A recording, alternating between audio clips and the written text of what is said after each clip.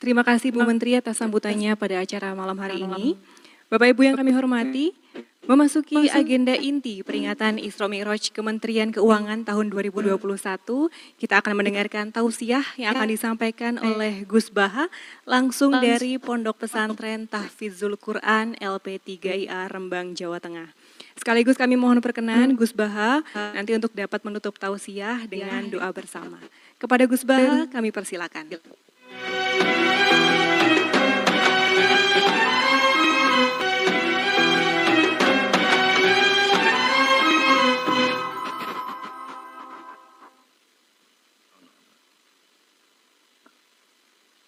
Assalamualaikum warahmatullahi wabarakatuh. Bismillahirrahmanirrahim. Rabbi shrah li sadri wa yassir li amri wahlul 'uqdatam min lisani yafqahu qawli.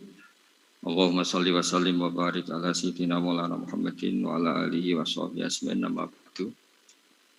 Yang kita hormati bersama, juga saya hormati Bu Menteri Keuangan, Bu Hajah Sri Mulyani Indrawati, Bapak Wakil Menteri Keuangan, Bapak Suhaisil Nazara, Bapak Sekjen Menteri Keuangan, Bapak Sekjen Menteri Keuangan, Bapak Heru Pambudi, dan seluruh pejabat dan pegawai lingkungan di Kemenku yang saya hormati, semua teman-teman di DKM Kemenku maupun di seluruh Indonesia yang ikuti ngaji ini yang saya hormati.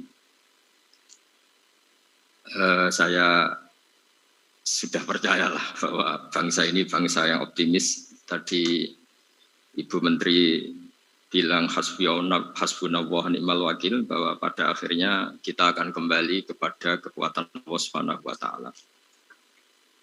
Sebelum kita cerita Isra Mi'raj dan inspirasi dari Isra Mi'raj, saya akan memberi analogi ya. Analogi ini akan menolong secara ilmu tauhid, ilmu mengesahkan Allah Subhanahu wa taala, dan ini menjadi pokok ya dalam pengajaran tauhid. Ini mohon maaf kalau terpaksa saya ngaji model dulu lah, model pesantren ya. Tapi tanpa ngurangi rasa hormat, tanpa ngurangi rasa empati, rasa takdim saya. Teman-teman yang saya hormati semua, karena di sini banyak santri-santri muda. Hubungan kita dengan Allah Subhanahu wa taala yang serba kuasa, yang maha kuasa, yang serba bisa. Tadi dikatakan Bu Menteri bisa apa saja kun fayakun, kalau Allah sudah mentitahkan pasti terjadi. Itu kira-kira seperti ini. Saya ini bawa cincin dari besi mungkin, atau dari apa itu, ya besi lah atau perak. Yang jelas tidak emas ini, karena saya cowok. Yang jelas tidak emas. Saya bawa kertas. Kalau Anda saya tanya, kertas ini sama cincin kuat mana? Pasti akan menjawab kuat cincin, karena materinya dari besi. Jawaban itu benar, tapi harus ditambahkan secara materi itu kuat cincin ketimbang kertas. Tapi Anda salah, harusnya menjawab ya terserah Gus Baha, karena yang megang itu Gus Baha. Karena bisa saja saya punya rencana menghancurkan cincin ini, sementara saya punya rencana mengabadikan kertas ini. Kira-kira gitu hubungan manusia dan Allah Subhanahu wa taala. Jadi hal yang kita kira abadi karena materinya kuat, ternyata Allah punya rencana menghancurkan.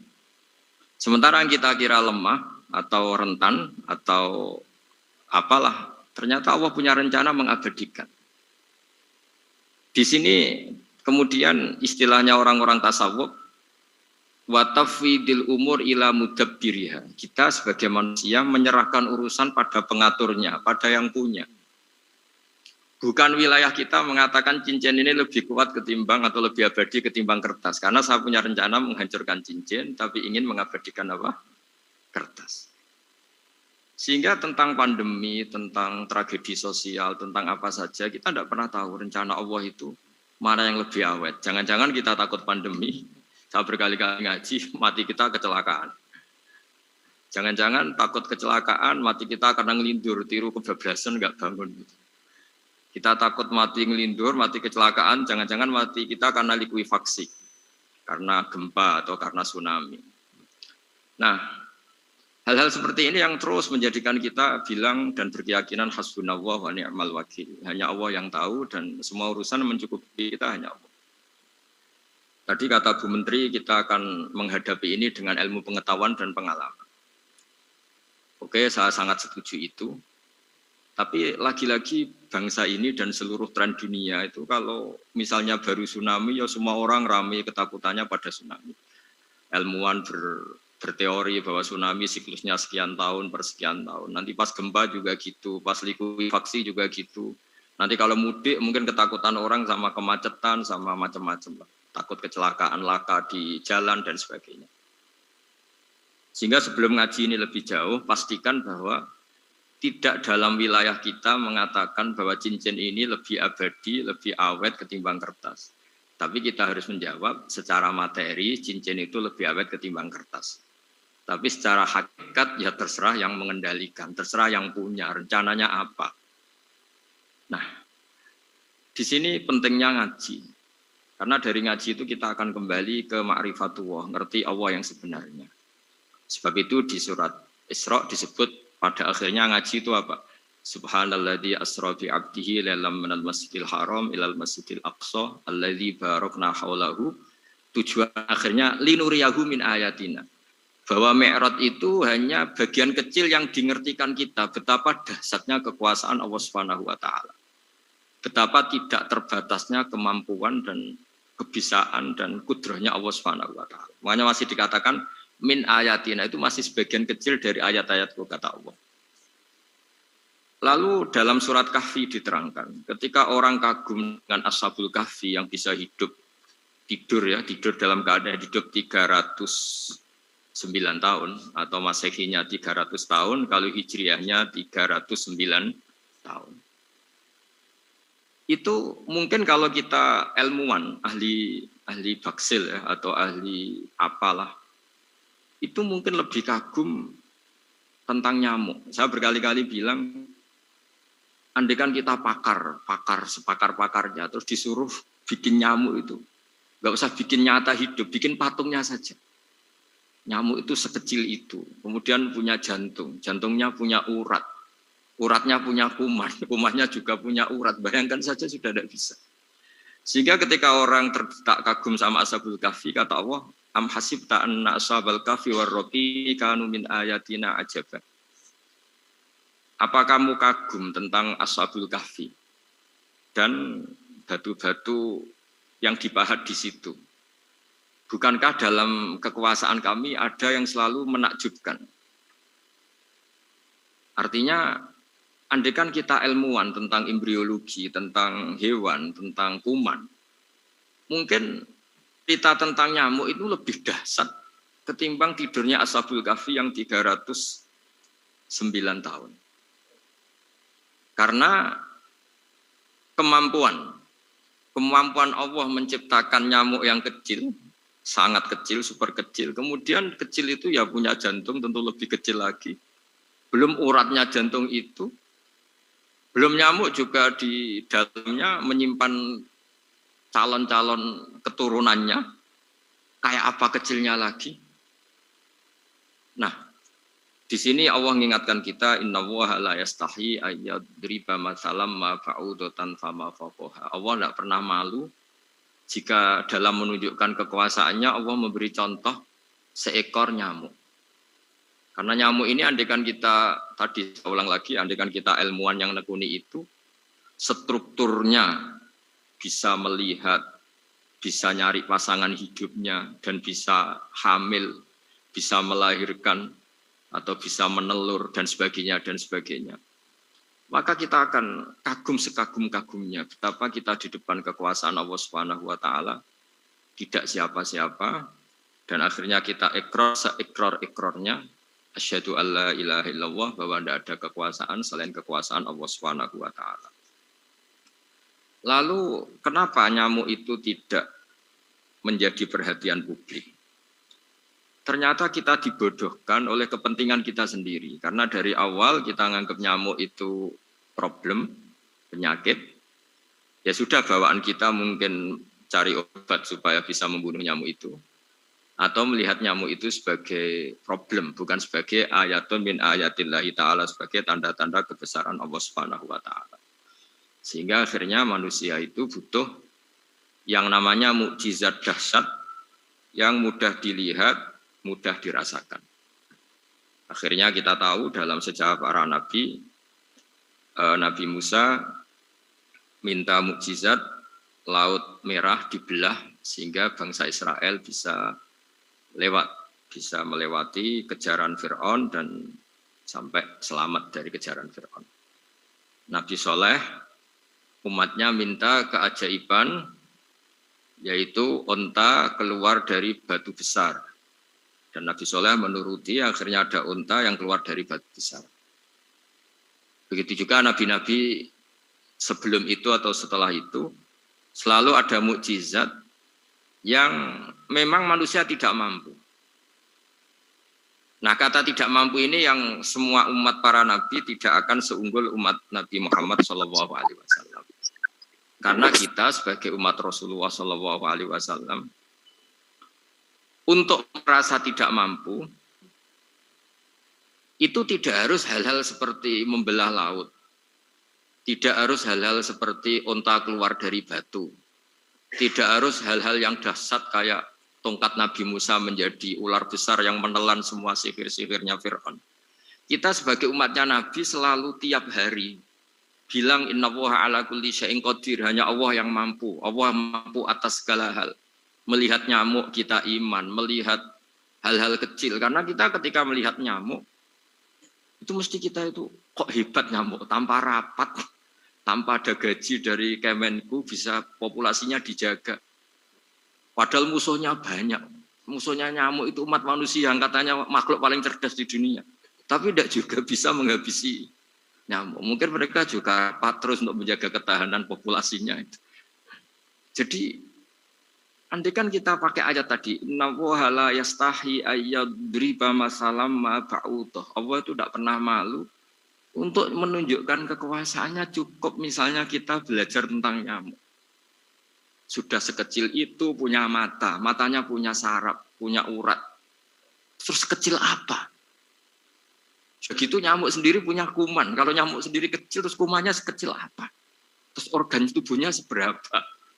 Ini sudah kedahsyatan yang luar biasa yang menjadikan kita iman. Innallaha ala kulli syai'in qadir. Allah sendiri yang maha kuasa. Sehingga kembali ke tadi, peristiwa Mi'raj yang super dahsyat pun kata Allah masih dikatakan linuriyahu min ayatina. Hanya untuk menunjukkan sebagian dari ayat-ayatku. Bukan mewakili semua ayat-ayat kekuasaan Allah Ta'ala. Tapi sebagian, min itu tab'id sebagian.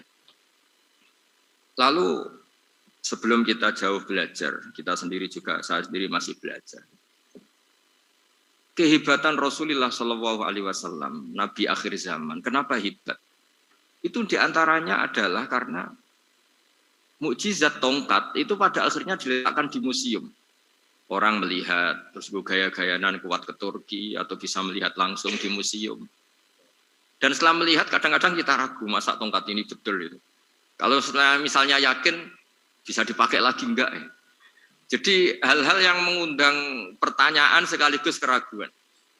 Beda dengan ajaran Rasulullah Muhammad SAW. Ketika Nabi cerita betapa kekuasaan Allah itu super dahsyat. Buktinya ya nyamuk tadi.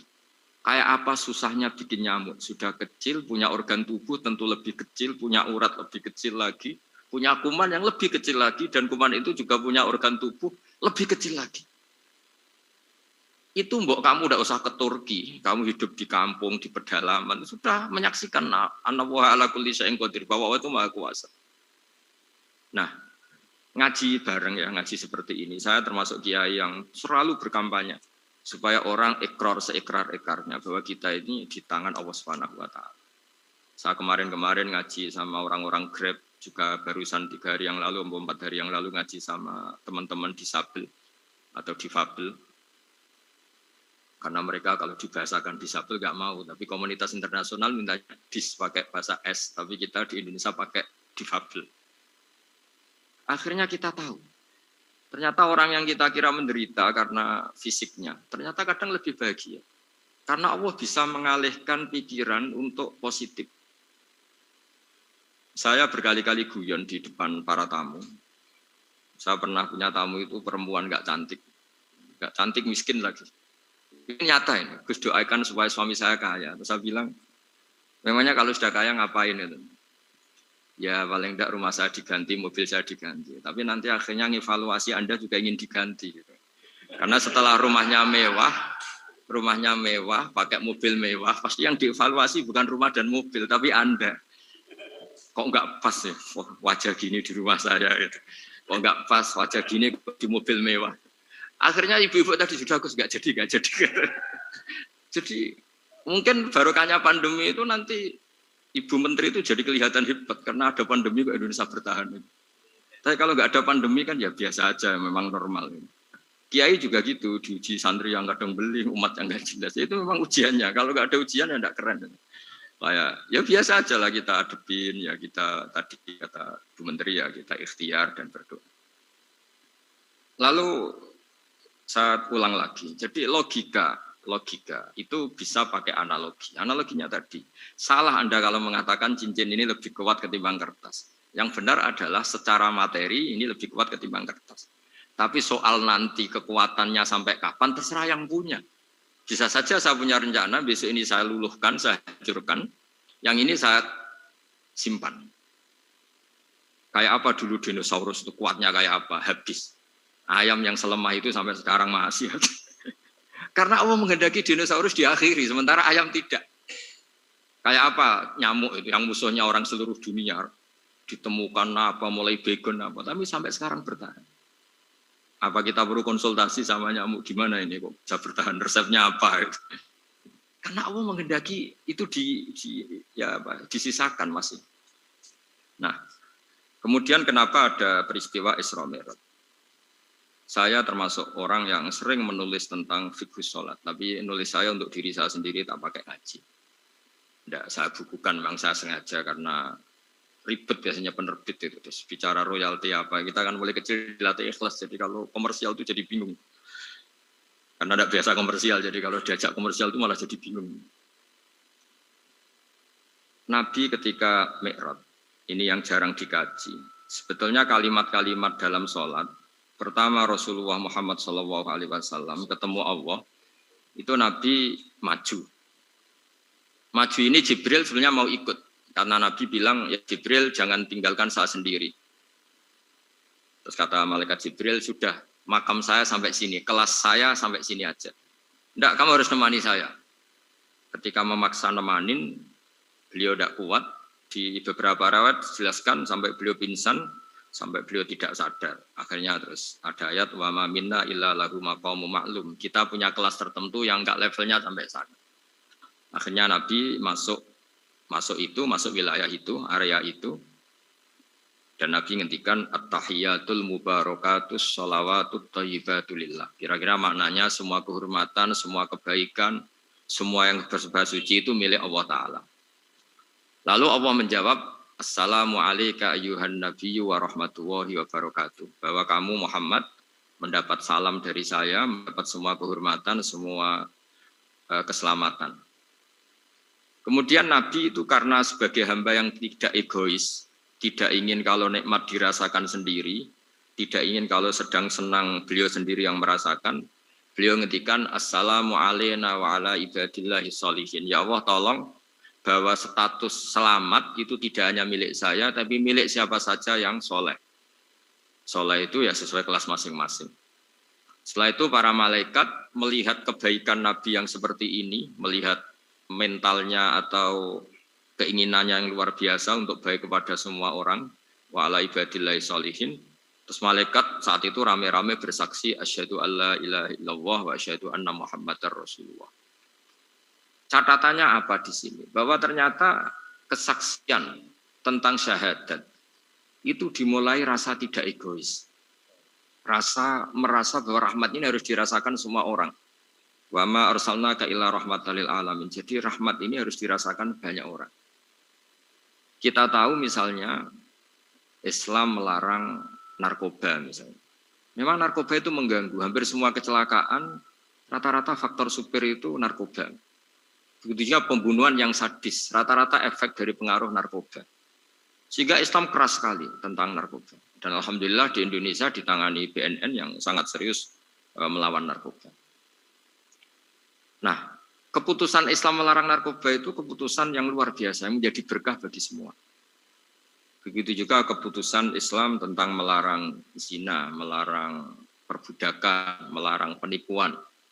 Dan Islam mendukung misalnya gerakan nikah, gerakan adil, gerakan keseimbangan dan kemanusiaan.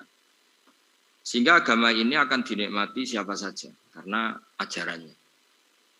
Lalu agama ini bisa nikmat, itu solusinya gampang menurut Rasulullah, yaitu sholat. Nabi itu kalau pusing menghadapi banyak hal, itu pasti keluar masuk, terus tanya sama istrinya, kapan waktunya sholat? Kapan Bilal datang? Dulu kalau mau waktu sholat, Bilal datang, ngetok pintu Nabi, ya Rasulullah sekarang waktunya sholat. Itu Nabi membahasakan sholat itu unik, ini tentang Mi'raj ya, karena hasilnya ya sholat tadi. Arikhna ya Bilal. Arikhna itu tolonglah bikin nyaman saya dengan sholat. Sebelum kita belajar sholat secara serius, gampang. Kalau kita misalnya menteri, atau kita ajudan, atau kita apa. Kayak apa asiknya kita kalau ngomong-ngomong sama presiden, bercengkrama dengan presiden, atau dengan menteri, atau dengan kiai, dengan atasan. Sholat itu media di mana kita asik dengan Allah Ta'ala. Kalau kita bisa asik dengan atasan yang manusia, apalagi ini asik dengan Allah Subhanahu wa ta'ala. Sehingga kita harus malu kalau sholat tidak asik. Kita ketemu orang yang kita hormati saja asik, masa ini ketemu Allah Ta'ala tidak asik. Sehingga dulu, bawaannya orang dulu itu kalau sholat, untuk tidak cepat itu harus diperintah. Dulu para nabi, para sahabat, kalau sholat itu lama-lama. Sehingga sampai nabi yang turun tangan, wahai para sahabatku, kalau kamu jadi imam jangan lama-lama. Karena dulu semua orang itu penikmat sholat. Sehingga untuk tidak lama itu nunggu diperintah. Kalau kamu jadi imam jangan lama-lama, kasihan makmumnya itu. Nah sekarang alhamdulillah tanpa dilarang sudah cepat semua. Ini sudah ada kemajuan, ini sudah maju sekali ini, nggak usah dilarang sudah cepat. Dulu tuh saking asiknya orang sholat, untuk supaya agak cepat itu harus ada perintah dari Nabi. Kalau kamu jadi imam jangan lama-lama. Nah kita kalau sedang pas baiklah, pas waras lah kira-kira gitu. Kalau bahasa orang Pantura, saya ini orang Pantura, jadi kalau ngomong lebih keras, lebih vulgar. Normalnya orang sholat tuh tidak bisa ngakhiri. Normalnya, saya ulang lagi, normalnya orang sholat itu tidak bisa ngakhiri karena ketemu zat yang kita cintai. Kita kalau ketemu orang yang kita hormati, yang kita cintai itu nggak bisa ngakhiri. Misalnya mungkin anak muda contohnya ketemu pacar tidak bisa ngakhiri. Kita kangen sama temen, jagong tidak bisa ngakhiri karena asik. Nah ini ketemu Allah yang dipuja-puja, dipuji-puji, kemudian cepat ingin ngakhiri. Jadi ini kita agak aneh. Makanya orang sholat itu tidak bisa ngakhiri dan itu normal. Sehingga dulu ketika Sayyidina Umar itu ditikam sama satu benda yang kayak pancing itu. Panah itu kan kayak pancing ya, jadi kalau masuk cepat tapi nariknya susah. Karena ada grendelnya. Itu tiap ditarik sakit. Dan beliau bilang, nanti setelah saya sholat tarik. Beliau sholat, nyaman, ditarik itu enggak gerak sama sekali. Karena dia sudah istighraq billah, sudah nyaman dengan Allah, sehingga ditarik itu enggak kerasa. Dulu di daerah sini, masih keluarga kita lah, masih keluarga kita semua. Ada seorang wali jadi imam masjid. Itu di PHK sama takmirnya. Karena ketika sujud, dia asik terus lama sekali. Sampai 30 menit. Sampai santrinya bilang, mbah, sampun. Setelah itu rapat dihentikan. Ditanya, kenapa mbah sujud begitu? Saya tidak bisa mengakhiri orang nikmati sujud, kemudian ingin berhenti. Sayyid Ali Zainal Abidin yang populer, cucunya Rasulullah SAW, anaknya Sayyid Husain, putranya Sayyid Husain. Itu bapak saya kalau cerita, beliau itu sebetulnya sholat itu hanya ingin 2 rakaat. Setelah sholat 2 rakaat, ya Allah sebagai hadiah, nikmat saya sholat 2 rakaat, karena asik dengan engkau, saya akan syukur lagi, sholat 2 rakaat. Akhirnya ketika nikmati sholat, dia sholat lagi 2 rakaat, sampai akhirnya 1000 rakaat. Itu tanpa rasa capek, karena merasa keasikan. Masa momen seasik ini kemudian saya tinggalkan ya Allah. Akhirnya sholat lagi. Sehingga ada seorang wali ditanya, kamu ingin masuk surga? Tanya, di surga ada sholat enggak? Enggak ada katanya. Wah kalau enggak ada sholat, saya enggak masuk surga. Terus dibilang, ya sholat aja. Terus dia mau masuk surga. Kalau kita akan kebalikan, kita ini masuk surga itu sebetulnya kita ngawur sekali. Ngawurnya adalah, masuk surga, enggak ada sholat lagi, enggak ada puasa lagi. Jadi ini kan kita ini jadi makhluk yang aneh. Jadi kita ini masuk surga senang karena sudah ada kewajiban apa? Sholat. Jadi ini agak aneh. Sesuatu yang menjadikan kita masuk surga, Tapi sesuatu yang kita benci setelah masuk surga. Asiklah di surga karena tidak ada sholat. Nah, apapun kondisi kita harus latihan. Harus latihan kita entah seberapa kadarnya ingin niru Rasulullah SAW ketika ngendikan wa qurratu aini fi sholat. Nyamanku, hatiku, tentram kalau saya pas sholat.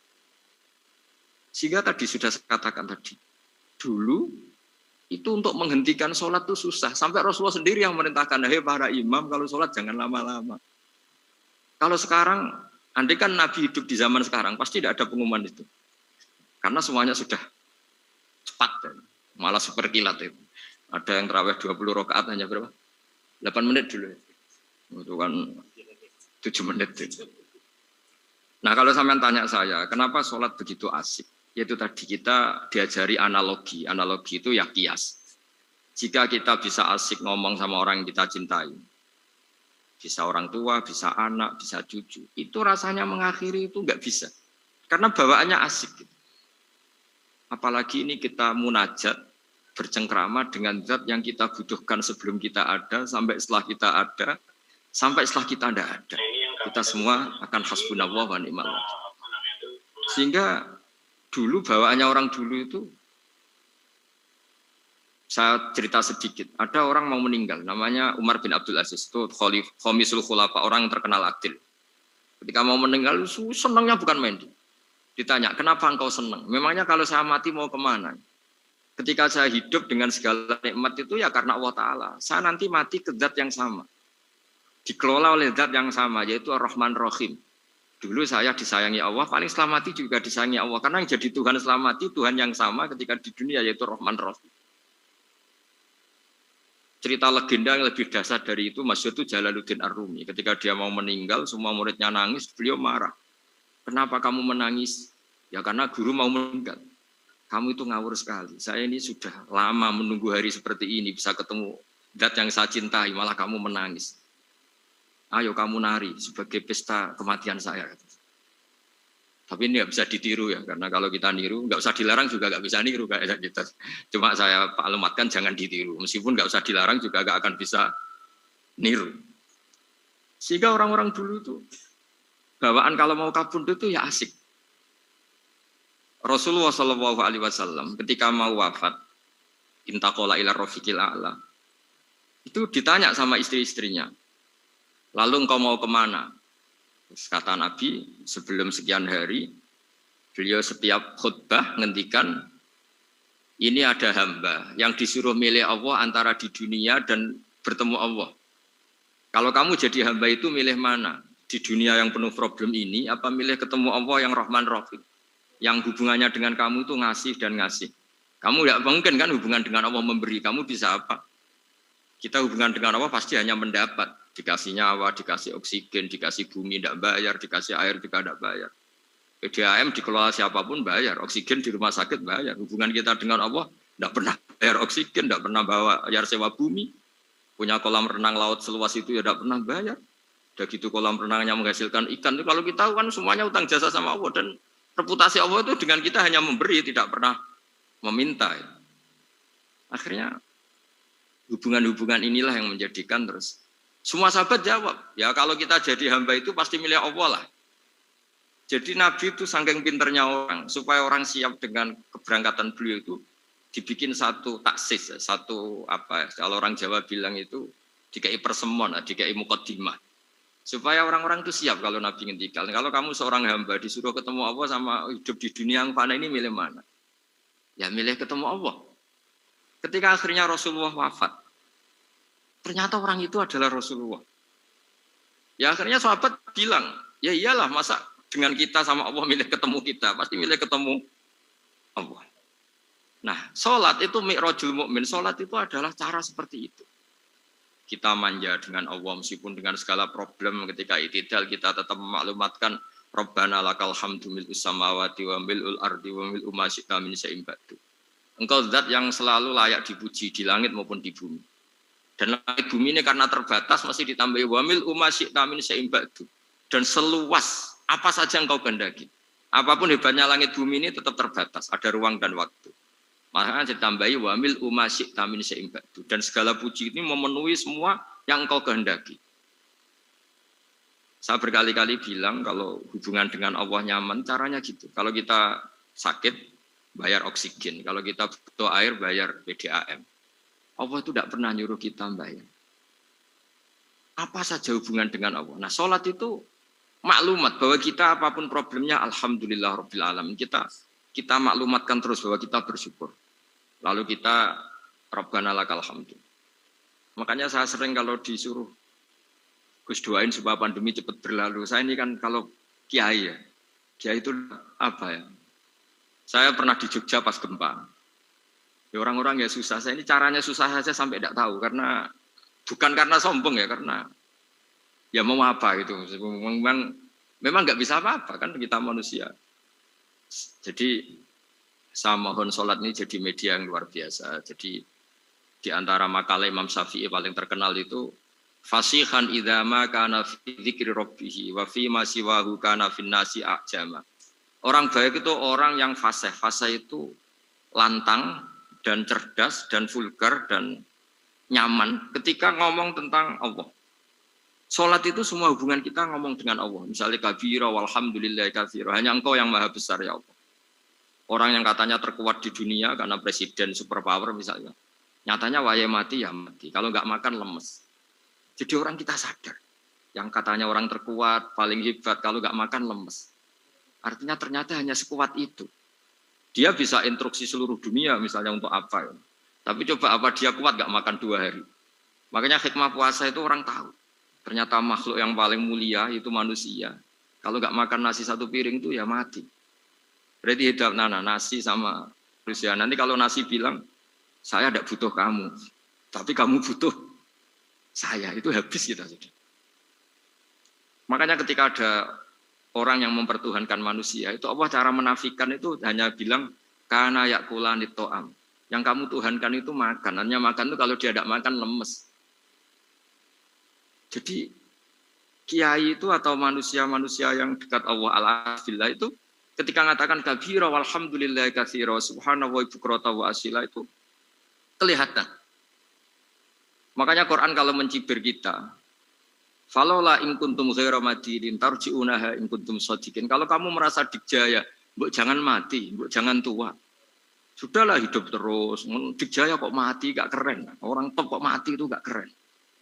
Jadi Allah cara gojlek itu ya sudahlah. Kalau kamu hebat jangan mati kata. Nah, sholat tuh mengingatkan itu terus. Sampai kita bilang inna sholati wa nusuki wa mahyaya wa mamati lillahi rabbil alamin. Gusti, saat ini saya ikrarkan hidupku, matiku, semuanya terserah Engkau. Nah, lagi-lagi tadi, ketika kita bilang cincin ini lebih kuat ketimbang kertas, Anda salah. Karena itu hanya secara materi. Kuat tidaknya terserah yang mengendalikan. Karena saya punya rencana menghancurkan cincin ini, besok mau saya lebur, sementara saya mau mengabadikan kertas ini. Nah, disinilah terus kita diajari misalnya di surat Yasin yang populer, Allah itu siapa? Allah itu subhanalladzi biyadihi malakutu kulli syai'in, yang mengendalikan semua sesuatu. Makanya sholat itu menjadi penting. Saya sendiri termasuk orang yang jarang imami ya, saya selalu jadi makmum. Jadi andekan Mas Zakaria di sini saya juga makmum. Cuma keren saya kayaknya meskipun saya makmum. Karena saya kalau makmum itu bisa ingat Allah terus. Kalau imam itu enggak jaga image. Karena malu kan. Misalnya di masjid kementerian terus sholatnya kok cepet nanti dikira enggak ustadz betulan itu. Kalau ulama ternyata banyak urusan jadi banyak berpikir gitu. Tapi alhamdulillah ini barokahnya ngaji terus apa ya? Ya hasilnya mi'raj itu ya sholat itu. Sholat ini spesial karena tadi saya bayangkan itu di surga enggak ada sholat itu ya terus wopo itu enggak asik. Itu kalau Imam Ghazali itu membarter kita itu begini. Kalau kamu bangga di kasrotin nisa pasangan kamu banyak. Itu ayat lebih kuat ketimbang Anda. Karena 1 hari 1 jam bisa berapa kali. Kalau Anda bangga bisa makan, itu kerbau itu makannya lebih banyak. Nah, kalau Anda bangga atas pengaruh, itu tawon itu, ratu tawon itu pengaruhnya lebih besar ketimbang Anda. Dia diam di rumah, tapi anak buahnya loyalnya kayak gitu. Artinya, kalau manusia bangga itu apa? Ya dengan sholat tadi. Ini karena satu ibadah yang enggak tertandingi oleh makhluk yang lain. Apalagi dalam sholat itu ada semua gerakan yang mewakili semua ibadahnya malaikat. Malaikat itu ada yang ibadahnya berdiri terus, ada yang rukuk terus, ada yang sujud terus. Dan sholat itu mewakili semua itu. Juga mewakili sosial, karena setelah sholat kita bilang Assalamualaikum warahmatullahi wabarakatuh. Bahwa keselamatan ada di kanan dan kiri. Nah, oke ya, itu sakralnya Mi'raj. Tapi di balik Mi'raj itu ada hal-hal yang manusiawi. Dan ini yang terjadi di dunia. Ketika Rasulullah melangkai makamnya Nabi Musa, makam itu status, ranking lah kalau dalam bahasa Indonesia itu. Kalau bahasa Indonesia itu ribet, makam itu kuburan. Makanya orang Indonesia sering tanya saya, Gus, makamnya Nabi Ibrahim kok batu? Makam yang dekat Ka'bah itu bukan makam dengan makna kuburan, itu tempat yang dipakai Nabi Ibrahim membangun apa? Ka'bah. Cara Jawa pancatan itu. Nabi Musa itu gak terima, komplain sama Allah. Ya Allah, ini lebih junior ketimbang saya. Kenapa makamnya melangkai saya? Ini tidak fair. Jadi di mana-mana manusia itu kalau disalib junior itu ya tidak terima. Ya ada manusianya. Terus ditanya sama malaikat Jibril, kenapa kamu gak terima? Ini orang Israel, kadung ngira saya ini Nabi paling top. Ini kalau sampai konangan saya kalah sama Muhammad itu malu saya kata. Jadi artinya ya ada sisi manusia. Itu ada kitabnya. Terus ya tapi memang Nabi Muhammad lebih top ketimbang kamu. Memang dia Nabi pilihan, Sayyidul Awalin wal Akhirin. Oke, kalau saya kalah dengan dia gak apa-apa. Tapi umatnya jangan ya. Maksudnya umatnya bangsa Israel harus lebih top ketimbang kita. Makanya orang Israel sampai sekarang begitu itu ya memang ada sanatnya. Gak mau kalah. Karena usulnya Nabi Musa memang gak boleh kalah. Terus kata Allah, ya tidak bisa. Memang yang paling top tetap umatnya Muhammad, bukan umat kamu. Tetap kamu kalah. Sehingga setelah kalah dan menang itu kita terus tidak tahu. Misalnya begini ya, penemu komputer atau penemu mobil sama yang beli mobil itu hebat mana? Kalau bicara keilmuan ya hebat penemunya. Tapi kalau bicara kapitalistik, udah bikinkan mobil yang mewah gini-gini, nanti tanggal ini jadi ya. Hebat mana yang nyuruh sama yang disuruh? Kalau logikanya pakai gitu. Hebat mana yang nyuruh sama yang disuruh? Artinya kamu milih jadi mana? Penemu mobil, hebat kan? Tapi terus sama orang kaya diminta, bikinkan ini, speknya seperti ini, selesai gini. Hebat mana? Nyuruh sama disuruh? Menyuruh. Tapi yang nyuruh tidak bisa bikin mobil, yang disuruh bisa. Pinter mana? Pinter yang disuruh. Tapi pertanyaannya, wong bisa nyuruh ngapain bikin sendiri? Pinter mana? Ini mohon maaf karena di sini banyak orang nggak jelas-jelas juga. Artinya terus subjektivitas manusia ini tetap ada gitu. Kalau bisa beli ngapain bikin gitu. Tapi kalau bisa bikin ngapain beli. Nah mungkin perdebatan di kementerian atau di yayasan atau di kampung-kampung atau di apa mesti begitu. Dan itu di Mi'raj juga digambarkan. Digambarkan bahwa antar nabi ini ya ada kompetisi, wa fi dzalika falyatanafasil mutanafisun. Tapi bedanya nabi dengan kita itu satu. Nabi itu kalau keliru dengan tanda petik, nabi itu kalau keliru itu jadi berkah. Itu bedanya kita. Kalau kita keliru kan keliru betul. Kalau nabi itu tidak kelirunya itu jadi berkah. Ini saya punya dua contoh kalau boleh dibahasakan ya, kekeliruan nabi atau dengan tanda kutip kekeliruan nabi. Tapi saya ulang lagi dengan tanda kutip. Nabi Musa itu ketika Nabi Muhammad ditanya, kenapa kamu dipanggil jauh-jauh? Disuruh sholat 50 rakaat. Nabi Ibrahim enggak komplain, karena beliau Nabi yang baik. Semua Nabi enggak komplain, kecuali Nabi Musa. Kata Nabi Musa, jangan Muhammad, kebanyakan itu. Bilang ke Allah supaya didiskon. Nabi kembali sama Allah, ya sudah tak kurangi 5. Turun lagi, masih berapa? 45. Masih kurang. Itu sampai 9 kali, akhirnya terkurangi berapa? 45 rakaat. Itu Nabi Musa masih bilang, udah minta lagi keringanan. Itu kalau diruti nggak jadi sholat kan? Kalau satu lagi kan masih terus hilang itu kewajiban sholat. Nah, Nabi Musa sebetulnya itu bukan karena kasihan kita, bukan dia nggak empati dengan kita. Beliau udah empati sama kita, tapi gara-gara Muhammad, umatku yang lebih kuat, lebih ganteng aja nggak mampu melakukan sholat 50 rakaat, apalagi umatmu. Dia memang orang Israel kan ganteng-ganteng, kuat-kuat, jadi dia pede. Umatku yang lebih keren, lebih ganteng saja nggak kuat, apalagi umatmu. Jadi sebetulnya dia minta keringanan itu karena corong Jawa ngeprekno kita, menyepelekan kita bahwa makanya saya ingin memberitahu Nabi Musa kalau ada umatnya Rasulullah yang namanya Sayyid Ali Zainal Abidin yang satu hari sholat 1000 rakaat.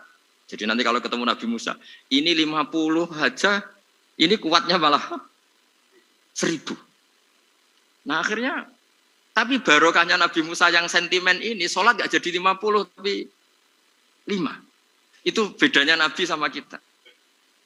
Ada contoh yang lebih ekstrim, kelirunya Nabi itu Nabi Yunus. Nabi Yunus, tapi keliru yang barokah, saya ulang lagi.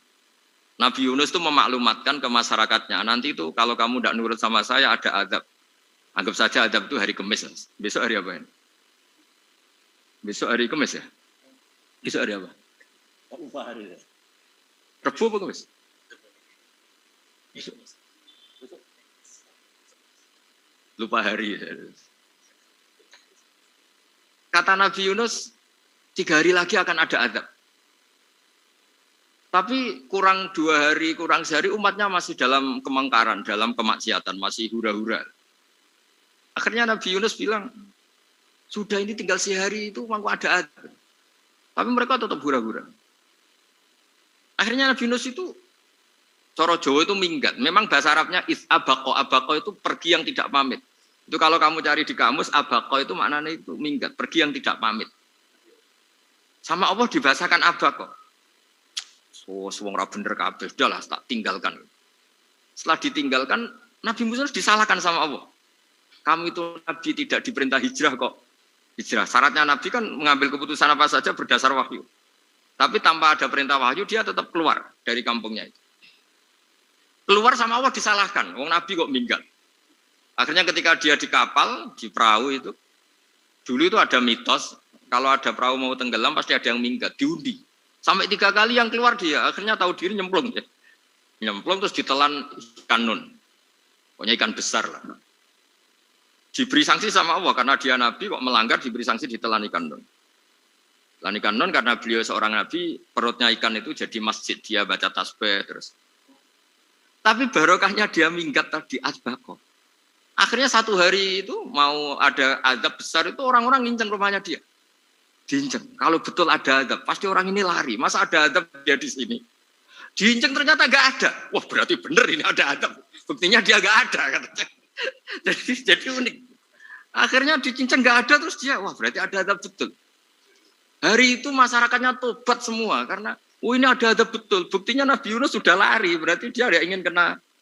Padahal dia lari itu karena mangkel punya umat yang nggak nurut tadi. Wah sudah.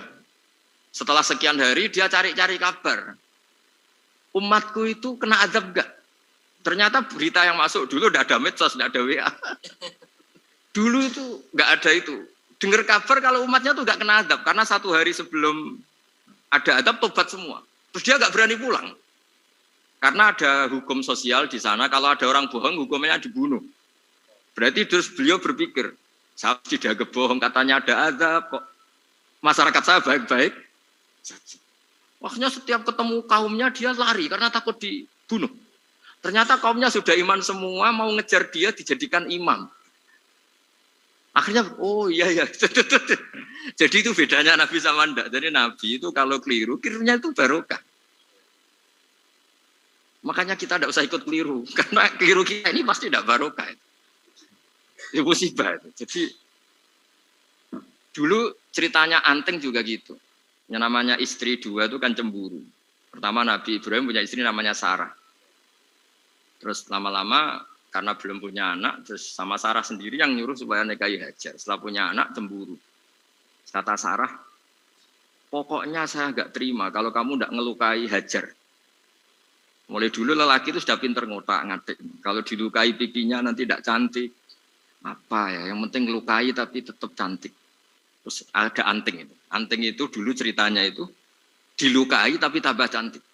Nabi Ibrahim akhirnya melukai. Seneng Sarah karena sudah dilukai.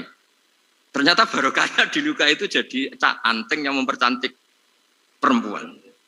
Padahal melukai istri itu kan tidak boleh. Tapi ini Nabi, ada saja cara yang dipilihkan Allah untuk, ya tadi, keliru saja barokah. Itu bedanya Nabi sama kita. Makanya disebut mimbabi hasanatil abrar sayyatul muqarrabin. Jadi Nabi sama seperti Nabi Adam. Nabi Adam itu dilarang Allah, nggak boleh makan khuldi. Akhirnya makan, terus harus hidup di dunia, terus jadi dunia seperti ini. Tapi itu menjadikan harapan seluruh dunia bahwa Allah itu maha baik. Ketika ada yang diberi sanksi, tetap diminta tobat dan dianjurkan tobat. Dan Allah berjanji setiap yang tobat pasti diterima. Sehingga terus kita sampai sekarang nggak pernah putus asa karena sudah diberi contoh bahwa bapak kita yang pernah salah dijanjikan tobat dan Allah pasti menerima tobat.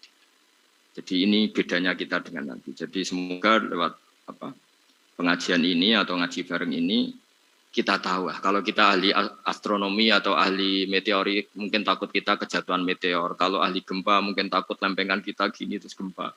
Kalau ahli tsunami takutnya tsunami. Kalau ahli sosial takut chaos. Mungkin yang ahli perbankan takut ras. Jadi kalau nuruti takut ya takut lah. Tapi cobalah kita iman lagi. Tadi kata Bu Menteri sudahlah punya hasbunallah wa ni'mal wakil, ya sudah, Indonesia pasti akan baik-baik saja dan kita akan selalu berharap dengan kecerdasan, dengan ikhtiar, tapi kita akan selalu berdoa kepada Allah Subhanahu wa taala.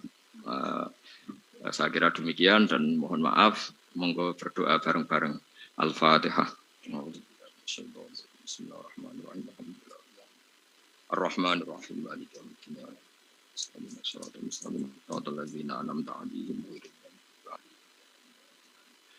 Bismillahirrahmanirrahim. Nahmaduka ya wali wa hamidu wa salli wa sallim wa barik ala sayyidina Muhammad wa ala alihi wa barik wa sallam asma'in.